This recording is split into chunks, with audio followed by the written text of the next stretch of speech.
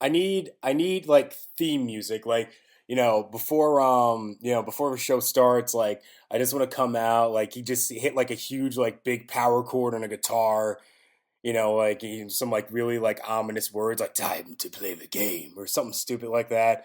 Maybe get some like some audience applause to go with the theme as I like march out to the ring and everything, or march out to like like I don't know, like put some lights in the video or something, make something flash, just so that like I have something to intro into when I say, "Hey everybody, welcome to the main event Swerve." We're on episode number 6, doing Raw review for September 23rd of 2013. Because I don't think my voice really carries enough for me to just kind of like introduce it like that. Right, imaginary person that I'm talking to right now? Because I'm not addressing you, the audience. I'm obviously having this conversation with somebody right here that's right next to me. How are y'all doing? Blackjack here. We're gonna get straight into this with the Raw review. Um, and how did Raw start again? It was Triple H. Funny enough, and talking about the time to play the game. Triple H coming out to actually, yeah, he came out to his old theme again. So, I don't know what's up with Triple H and his inconsistencies of like okay, like for like 2 weeks or 3 weeks he's coming out the King of Kings, and now he's like, oh no, time to go back to like time to play the game or whatever. I just like I'm not following it. He just needs to kind of like pick one, or the sound people need to get their shit together. But yeah, today he came out to his normal theme, and basically he was addressing. He kind of had like another town meeting, if you will, with the 10 wrestlers who came out and helped Daniel Bryan last week, at the end of the show, and pretty much Triple H is kind of just, yeah. Oh, sorry, I have the windows down so you can. I'm right next to a train station, so you can hear like all the trains going by and everything. Anywho, so yeah, Triple H kind of had a meeting with all these guys and was talking about like, okay, so you guys obviously came out out of frustration, but you kind of did it for yourselves, and he's no, sorry, him and Stephanie came out together is what I meant to say, and they were like like saying thank you for like having some balls and finally coming out and taking matters into your own hands and doing it because it's what you wanted to do. And then I believe it was RVD who came out and said, no, we did this for Daniel Bryan. And Triple H was kind of like, okay, when does a wrestler ever, do something for, like, want somebody else to win the championship? Like, why aren't you, achieving this for yourself? Why don't you want to be, WWE champion? I think he pointed out like RVD and Dolph Ziggler. And then he went to R-Truth and was like, like you guys should want to be WWE champion too, right? And so Triple H then kind of gets the reason why they're mad. They're not mad. Like Triple H is like, you're not upset because you want to help Daniel Bryan. You're upset because you're mad at the Shield. Like the Shield are who you're really upset with. So Triple H goes ahead and pits all 10 of them, including Daniel Bryan, in a 11-on-3 handicap match. Yes, 11-on-3 handicap match where they can tag in at any time, but it's one man, it's mano a mano in the ring. An 11-on-3 handicap match against the Shield. And I'll get to like what pissed me off about that match when we get to it. But the match, it's like we'll cross that bridge when we get there. So yeah, so he makes this 11-on-3 handicap match, but what gets weird is that a lot of the guys who are in that handicap match had matches throughout the night. So we'll get into it. So the first match of the night was, I believe, it was Alberto Del Rio versus Kofi Kingston. Um, I don't like that Kofi Kingston is getting like this random push now. Like now that he's come back from injury, like this was the guy that was getting his ass handed to him by Dean Ambrose after he like took the title off of Cesaro. Like, so, like all Kofi was just a transitional champ. Like, oh, here, Kofi, here's this nice belt for you. By the way, you're gonna get your ass beat by Dean Ambrose and continually be attacked by the Shield. Get off the belt, and oh, by the way, now you're injured. Well, not that like he didn't legitimately get injured. He got legitimately injured, but then as soon as he came back from the injury, like he came back, beat Fandango, was beating like just dudes left and right for no reason, and now Kofi Kingston, who is getting a bit of a push now, I don't want to say crushed, but he got beat by Alberto Del Rio. I mean, he tore up his arm pretty bad. Del Rio won by submission with a cross arm breaker. I'm liking Del Rio. I'm starting to warm up to him. Well, I've been warming up to him for a while, but I'm starting to like this Del Rio because now that he doesn't have Ricardo Rodriguez around him all the time, like he's just become a more full fledged committed heel, and I like that. And I'm not sure if everybody else is on board with it yet, but this Del Rio I can get behind. This Del Rio I liked. You know what I think it was? I think it was just the match that he had with Christian at SummerSlam. I want to say it was, yeah, SummerSlam. That match that he had with Christian was just very good, and I had to respect just how great of a match it was that the both of them put on. Because at the time I couldn't stand Del Rio and I couldn't stand Christian, but the both of them put on an amazing match, and I can't deny that for 1 second. But then after he went full heel on Ricardo Rodriguez, and he's kind of going on this like full heel streak. I've really liked Del Rio. I like him. I don't want to say a lot, but I like him. I like that he has the World Heavyweight Championship now. And it's fitting around him now. Now to me that belt means something. Moving on. I didn't get this match at all. It was the second match of the night. Primetime players come out and they're coming out and they're doing their millions of dollars and whatever. And all of a sudden you hear whoop, whoop, whoop, and here comes the Wyatts, and you're like, I don't get this match. Like, okay, the first thing that I don't get is that the primetime players, wasn't it just like 8 days ago? 8 days ago they were in the tag team championship match. They went through 5 tag teams. Well, I don't want to say they went through all 5 tag teams, but they won the match that got them into the tag team championship match.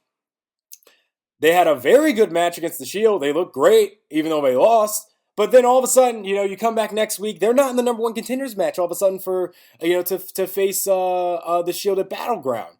That just went away for some reason. Like, why are we just kind of forgetting that the primetime players were just in a championship match and just giving the Usos the push again? Like what's going on here? That doesn't make sense. And then even worse, you give the primetime players the Wyatt family.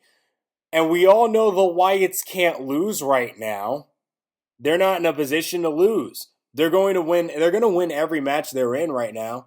Doesn't matter who they go up against, because you have to keep the mystique and keep the just this powerful kind of like creepy isn't the word, but no, and disturbing isn't the word either. I really hate it when Michael Cole says the word disturbing to describe the Wyatts. It's kind of getting annoying now. It's aggravating. Like that's his go-to kind of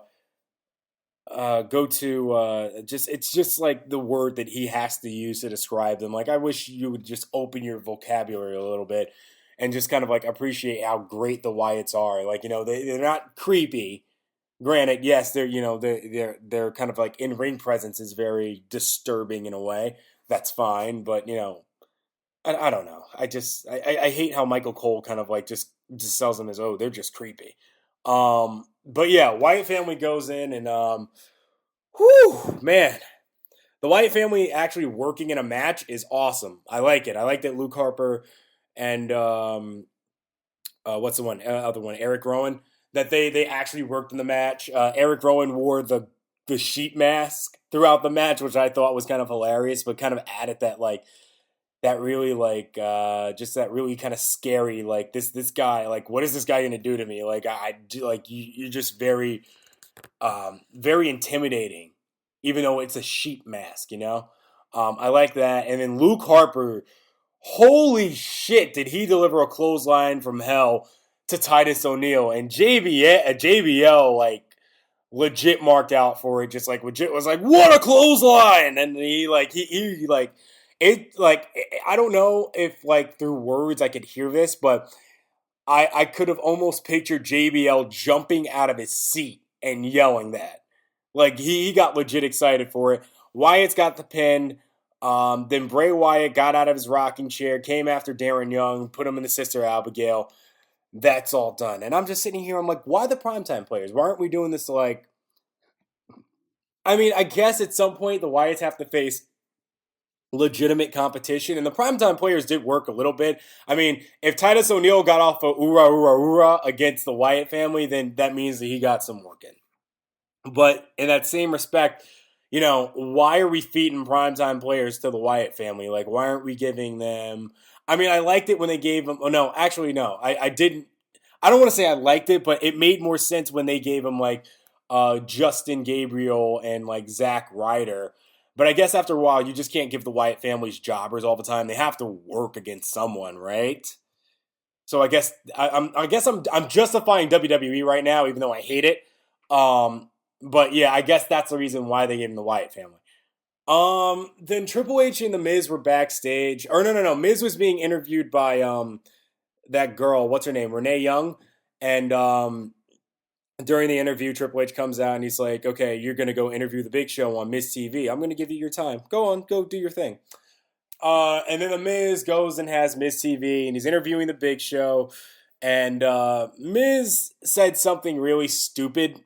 Like while he was saying this, I was like, the answer is very obvious, and I don't like that you're just like speaking so condescendingly to Big Show about this because in reality, it makes no sense. He says, I'm trying to think of what it is verbatim. He talks about how Big Show was out there when Dusty Rhodes was, in the ring, and Dusty Rhodes was, um, Dusty Rhodes, was, pretty much fighting for his son to get a job back, but he had to choose between Dustin and Cody, and then afterwards, um, Stephanie gave him an ultimatum. It was just like, okay, you can either be knocked out by Big Show or you can be attacked by the Shield. I'm recapping now. This isn't what the Miz said. The Miz was just like, the Miz just kind of put it like, how could you do that? Like, oh my God, how could you bring it to yourself to just punch Dusty Rhodes? A guy who's been a father to you, he's been a mentor to you, and I'm just like, Miz, this is a stupid fucking question. This is really dumb. Like the answer to this is very, very obvious, and I don't know why you're talking so condescendingly down to the Big Show about this. How could you do this? Because it's either he punches and knocks out Dusty Rhodes, or the Shield annihilates him. That's his choices right now. And for somebody who's a father figure to him, or that you're describing as a father figure or a mentor to, obviously Big Show doesn't want this guy to be dead or killed. The Shield would have absolutely wreaked havoc on him. They brought chairs to the ring. God knows what Roman Reigns would have done to him. God forbid they got that triple power bomb. They would have absolutely killed Dusty Rhodes. What do you mean, how could he do it? It was his only choice. Only choice. How stupid could you be, Miz? How stupid? Now, to be fair to Miz did say, like, well, yeah, I get that, the Shield, it was either that or the Shield. Like, why couldn't you say that at first? That's the first thing you should have brought up. Don't just completely put this on Big Show. And then he's like, well, you see what Stephanie's trying to do to you. Like, yeah, I think it's pretty obvious. And then he goes off and he, like says some like really, really kind of like inflammatory stuff to Steph. And, like he's pretty much just telling Big Show you need to like man up and stuff, which I'm okay with telling him that, but those aren't words that should come out of the Miz's mouth. They shouldn't, especially not the way that he said it either. So Stephanie comes out and she just pretty much like owns the Miz, just completely just like no sells his career and his life, and she's like, there's nothing worse than a wrestler you know, what was it like? There's nothing worse than a wrestler who uh, goes past his prime so young or so early, and like, oh god, yeah, the Miz is way past his prime. That was a shoot. To me that felt like a shoot because holy shit, yeah. The Miz, like the fact that he can't hit the figure four leg lock, the fact that he constantly he gets no reaction anymore. A lot of fans just do not like the Miz.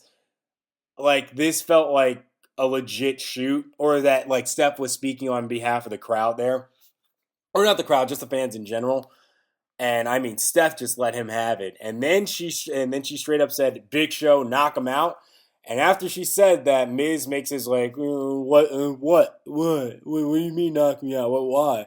Kind of face, and Big Show turns him around. And the second he has him turned around, Big Show already has his fist coming around, knocks him out. Miz is on the floor. Like, the doctors come and check on him. I don't care about the rest. So next, Randy Orton comes to the ring. And I forgot about this. At the beginning of Raw, we were advertising the WWE app. That whole fourth segment about the 11-on-3 handicap match, I forgot there was a part there where Randy Orton would have a chance to face either R-Truth, Dolph Ziggler, and RVD, which is why I mentioned those three superstars, by the way, earlier. And you can all do it on the WWE app. Yay, the WWE app, which also gave them a chance to advertise the fact that now the WWE app is no longer just on the iPhone, but also has come to the Android. You can go and do it on Google Play and blah, blah, blah, blah, blah, and you can vote. It was such a forced segment in the beginning. It really was. And I completely forgot about it until I got to this match. But, yeah, the fans could vote on who would go against Randy Orton. And for a while, I thought the fans are going to vote Dolph Ziggler. Because this felt like something, because like knowing that Randy Orton is going full heel, this felt like a Ziggler moment, and Ziggler was going to be the guy that was going to, that should be out here right now to go against Randy Orton and get his ass kicked. No, turns out the fans voted Rob Van Dam. I thought the fans would have been more behind Ziggler, but I get the reason why Rob Van Dam got voted. Fan favorite. Just all around fan favorite. So, understood. Anywho, Randy Orton and Rob Van Dam are having a pretty decent match. And then Randy Orton somehow gets Rob Van Dam outside of the ring and then just goes full heel. He rips off a barricade, I believe, and then backdrops him on the metal part of the exposed barricade, and then just like started throwing him into the steps, and then they get counted out of the match. And I don't know what happened to the ref after this, because the ref just counted out the match and then just kind of disappeared. And then Randy Orton was just killing him. He DDT'd him from the top rope. Not how he normally DDTs from the second rope. No, he had him up by the turnbuckle and DDT'd him from up there. And he just went absolutely off on Rob Van Dam. Nobody came to help him, and basically this was just a message to Daniel Bryan. And then Raw went to commercial break, which is weird because when they came back, they were like, oh, hey, during commercial break, Alberto Del Rio came out and was being Dick Del Rio and just kind of attacked Rob Van Dam. Put him in the you just kind of went off on him. No need for us to really show you that. That wasn't important at all. Let's just show you it. Oh, this happened after commercial break, and let's just cut the Fandango and Santino Marella. Because, we couldn't just fit that right before that match. But anywho, so next match was Fandango and Santino Marella. And the first thing I said on Twitter, let me actually see if I can find the tweet from this moment. Why did I say the Bellas are face now? Something must have happened where the Bellas came out, or they must have had a segment backstage, and I said the Bellas are face now, and I hated it. Okay, so me tweeting this at the time, I was like, Fandango versus Santino. Oh, this better not end like I think it's about to, because keep in mind, Santino Marella has just come back, and he has beaten the following people. Jack Swagger, I believe twice now, and Antonio Cesaro, who he has no business beating. Should not be beating Antonio Cesaro. Why can we not get this guy over? Why? Why? Why are we continually getting him to lose? Just like, why are we continually having Damian Sandow lose? I just why what is Santino Marella doing? Or what are we preparing for him that he needs to win? Why? I don't get it. But then all of a sudden, they're having their match, and Santino Marella's about to do a stupid Cobra thing, and Summer Rae jumps up to the top rope, jumps up to the ropes, and starts to interfere, and it's talking to Santino. Santino's taunting her with the little Cobra thing, and Fandango attacks from behind and gets Santino in position with that top rope leg drop. Now, a while ago, I said I hated this move. And I said I hated it because it looks really weak. When I first saw it and the second time I saw it, I said, this looks really despicably weak. It looks stupid. I don't like it. He should have like maybe like a super kick or something, or just something that he does with his feet that can show off that, oh, he has a dancer gimmick. But then tonight I saw it and I really liked it because he got a lot of air on it. I mean, he was up in the air. He got ridiculously stupid high for this one. And when it landed, it looked like it hurt. And I'm okay with the leg drop if it legitimately looks like it hurts. So I don't mind that that's Fandango's finisher now. It looked really good tonight on Santino. Glad he got the win, and Santino didn't pick up anything at all. Awesome. Then was the CM Punk segment. We had CM Punk. He's returning home here to Chicago, and I think when he came out, he was like, "Oh, you guys know how to, you guys you guys ruined a really good bad mood." And he's just kind of like it was a legit smile. Like that dude looked like legitimately happy. He was just kind of like, um, I was gonna come out here and be all upset and everything because I haven't been able to smile in 8 days. But you guys just know how to make me smile every single time. And he talked about how he wasn't able to bring the Stanley Cup because right now it's in Montreal getting engraved because Chicago, the Blackhawks won the championship. And so CM Punk, he's also on the Blackhawks jersey as well. And just kind of like really, thanking Chicago in a way where he's just talking about, how he lost and how he feels like he let everybody down. But then he talks about like the Chicago way and everything. I liked it. I kind of like the segment because you just kind of thank the crowd and think he played to, Chicago, but at the same time, kept it in line with Heyman and wanting to deal with Ryback and Curtis Axel. Although in a way, I'm starting to get a little tired of the. I'm hoping that this is the end because this is about to go into month 3 of this. Like after the third month, this kind of needs to just die down a little bit. Like I understand that this storyline is to keep CM Punk away from the. Well, I don't know. I don't know how much truth that there is to that either. But I feel like this is supposed to keep CM Punk away from the whole corporation storyline.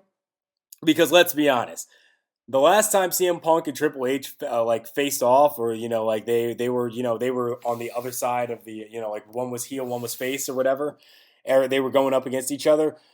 CM Punk like absolutely refused like to be the lesser man to Triple H. Like the pipe bombs, the promos, like everything that he cut against him and Triple H, and then even Kevin Nash when he got involved in it.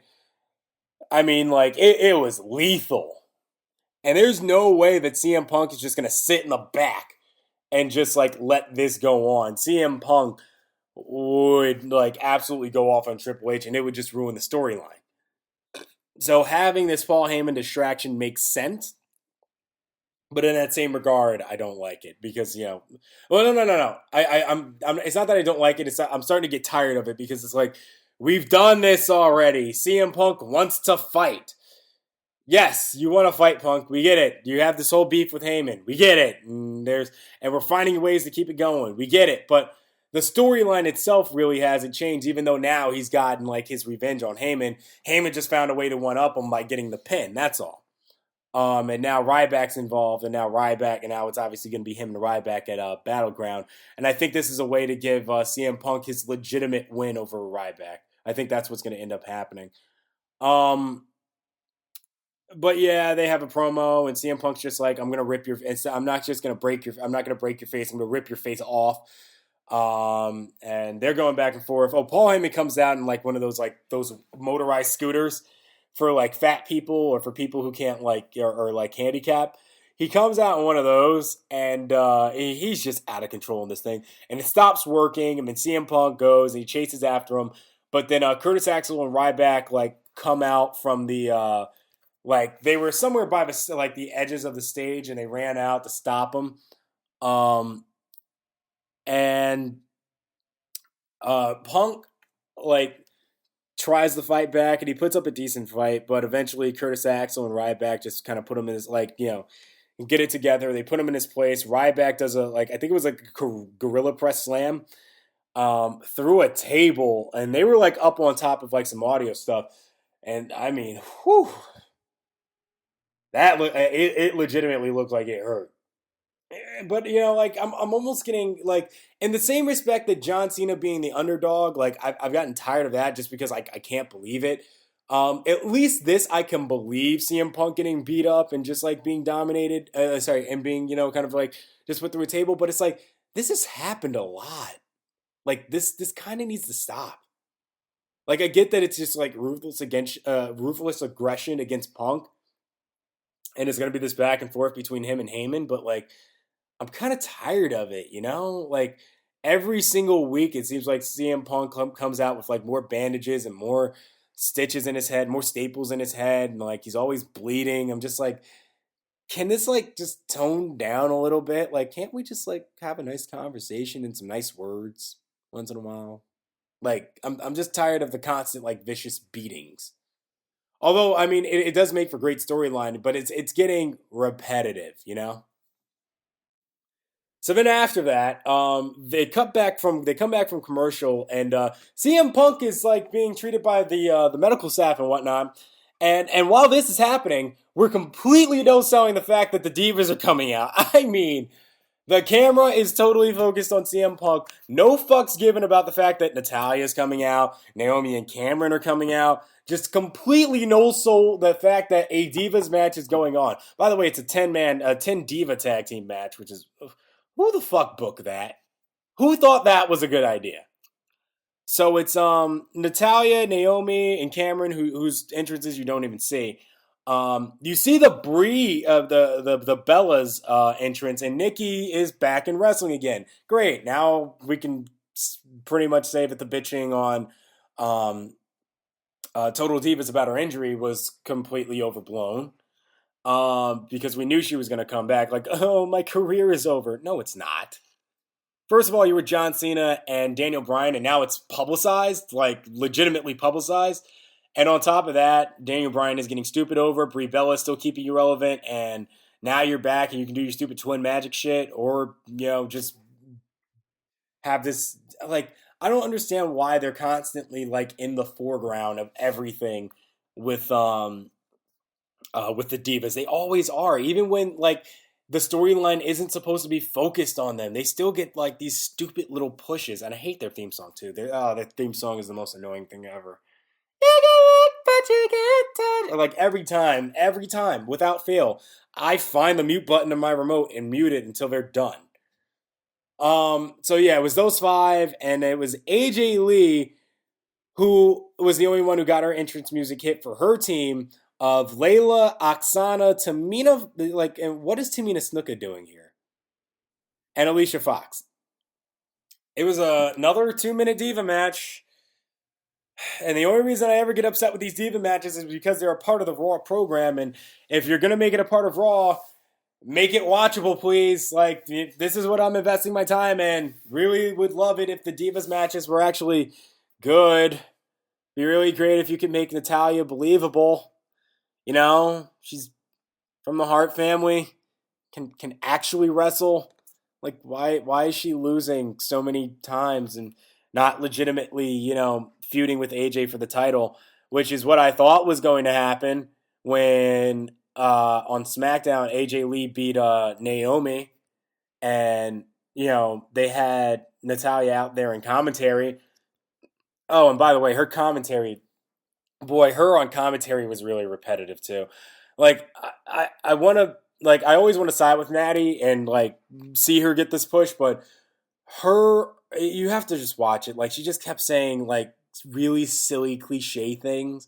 Like how on that episode of Total Divas she was like I like where she was like getting really fed up with TJ and she was like I'm gonna go upstairs and watch Nancy Grace. Like she felt like she was Nancy Grace on the like out there on SmackDown, and I was just like, I can't listen to this anymore. Like she kept saying stuff like, "Oh, I was born a champion." AJ is like, she just has the championship now, but I was born a champion. I'm like, and she said that about 3 or 4 times. I'm like, Natty, do you even know what that means? Like, have you found the meaning to your words yet? Because they're not making any sort of sense. Like there was a moment where JB like Michael Cole. I don't want to say he buried her because that's not the right words, but Michael Cole is supposed to be the face commentator, but he just like continually fired like rebuttal questions to her, is almost as if like he was downplaying her a little bit. And I wasn't a huge fan of that, but the fact that Natalia couldn't answer the questions like didn't help her case either. Like she wasn't, you know, like giving great answers. She was just kind of giving like the same generic spiel. And there was a moment where JBL said, "Oh, hey, did you get a tattoo? Did you get a tattoo of the date you won the title? Did you get a tattoo of the date when you won the title?" And Natalia's response was like, "Exactly." And JBL appropriately responded, "So you did?" Like the response didn't make any sense. Like, are you implying that like AJ's crazy, or that like that you got a tattoo, or like what? Like saying exactly doesn't make any sense. And Natalia just kind of goes back to that whole, "Oh, I was born a champion. She just has the belt for now." And I'm just like, God damn it, Natty. Like I love your work in the ring. Your promo work has been getting better, but that was bad. That was not good. But anyway, getting back to this Raw and what happened in this match. Um, I want to say like half of the girls that were out there didn't even do anything. Um, Eva Marie was out there with the. Oh yeah, Eva Marie came out with the Bella Twins. Yeah, remember that whole fight when we were like, "Hey, she can't look like us. She can't hang out with us. She can't be like us. There, she's gonna replace one of us." Well, great. Now she's actually dressing up like you guys, as if she's a Bella Twin or she's a part of your crew. Nice job. So anywho, yeah, like half of them weren't even in the match. I don't think Nikki Bella saw any time. Cameron didn't see any time. I can't even remember what Naomi did in the match. I can't remember what Natalia did. I think Layla saw minimal time. Oksana didn't do anything. Tamina, I didn't think did anything. Alicia Fox was in there for a little while. She tagged in AJ Lee. AJ Lee was going to work on Bree for no. Bree laid some like drop kicks on uh who is it? Alicia Fox. There we go. She was laying like three drop kicks in a row to Alicia Fox, and like Brie Bella tried to get the crowd fired up. She was like, "Come on, Chicago!" And like the response was, "Yay!" Like no one was into this match. No one was buying it. No one cared. And when I went to go watch the Hulu Plus version of Raw, they didn't even show the match. They didn't show the match on Hulu Plus. You can go watch it on YouTube, but they didn't have it on Hulu Plus. That's bad. So then AJ Lee got tagged into the ring, and AJ's starting to work on Brie, and she's like doing her smiles and whatever, you know. And then all of a sudden, Brie Bella, like I forgot how it all happened. I like this match was a blur. Everything just happened way too fast, and I just didn't really care. But Brie Bella like somehow turned the match around, and then Brie Bella hit the face buster, which is so weird because the way that the commentators sold it, you wouldn't have even thought the match was even close to finish. They were like, "Oh, nice move by Brie," like like oh the face buster. Like the way that they sold it, you thought that the match shouldn't have been over yet. But then she hits the face buster. AJ Lee is dead on the mat. 1, 2, 3, match is over. Why? Like why? Why is Brie getting the win here? Like why didn't AJ tap out Brie? So AJ can tap out Natalia and tap out Naomi, but she loses 1, 2, 3 to Brie Bella on a face buster, which Naomi kicked out of at 1.5. Why are we squashing AJ Lee with Brie Bella? Why are we doing that? That was just wrestling wise. That makes no sense. Sorry. Like why is Brie Bella always beating AJ? Brie Bella constantly beats people she should not be beating. She should not be beating Natalia, which she has. She should not be beating Naomi, which she has. She should not be beating AJ Lee, which recently she has been doing. That should not happen. No. If you're going to make AJ Lee tap out Natalia and Naomi, there is no reason why Brie should be beating AJ Lee. No, no, no, no, no, no. Her ring work is decent, okay? It's good enough. She's a good worker, okay? I can give her that. That is all I'm giving her, though. Because her move set is not great. Her finisher is a fucking face buster. She should not be beating AJ Lee. Physically, she should be like Naomi and Natalia should be killing her in the ring. Just physically, and then you look at just their move set and how well they wrestle in the ring. Brie Bella should not be losing to she like how is she beating AJ Lee and Naomi and Natalia before Natalia and Naomi joined together with the Bellas to be like the Total Divas clique or whatever. Like there was no reason for Brie Bella to even be winning those matches. And when Natalia put like Brie Bella and the sharpshooter that one time, like Brie Bella was like legitimately like fighting out of it. Like she became like Super Cena in a way in that SummerSlam match where she was like, "Oh no, I'm not tapping out to this. Nope. I'm just gonna crawl over the ropes." And then it took like Natalia a second time to put in that sharpshooter for her to tap out. Meanwhile, AJ's tapping out immediately to it, and Naomi's tapped out to it too on the first try. Why is Brie Bella so ridiculously strong is my question. Anyway, before I even get frustrated with that, let's just move on. So, sixth match of the night, and the final one. Daniel Bryan, The Usos, Zack Ryder, RVD, Justin Gabriel, R-Truth, Dolph Ziggler, and the Primetime Players with Kofi Kingston up against The Shield.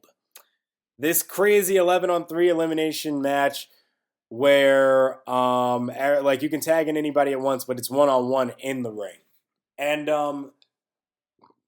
what I didn't like about this was the way the commentators were selling it.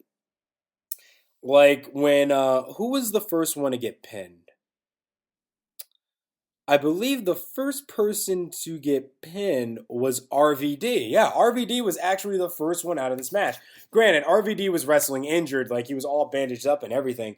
And with RVD getting pinned, like I think it was like Michael Cole who was like, "Oh no, RVD is pinned. It's 10-on-3. What are the superstars? What's the locker room gonna do?" I'm like, it's 10-on-3. They still have 10 wrestlers out there. I get it that RVD is strong and probably one of the better, and not probably, it's one of the better wrestlers in that group, if not the best behind Daniel Bryan. But it's just one guy. Like, it's 10-on-3. Sell the fact that it's 10-on-3. The only person who's the underdog here is the Shield. Yes, I get it. The Shield are stupid strong right now, but it's still 10-on-3. Sell that. So yeah, the match goes on. I can't remember like who got eliminated. Oh, I know. The match keeps going on. I think Kofi Kingston got eliminated, although he put up a decent fight. And then Justin Gabriel, he just got in the ring. He just got tagged in, and Justin Gabriel just gets speared by Roman Reigns. Just like immediately. Just like he got like one move of offense off, and here comes Roman Reigns. Bam! Done. Then and I think I tweeted like that's how a Justin Gabriel should be treated.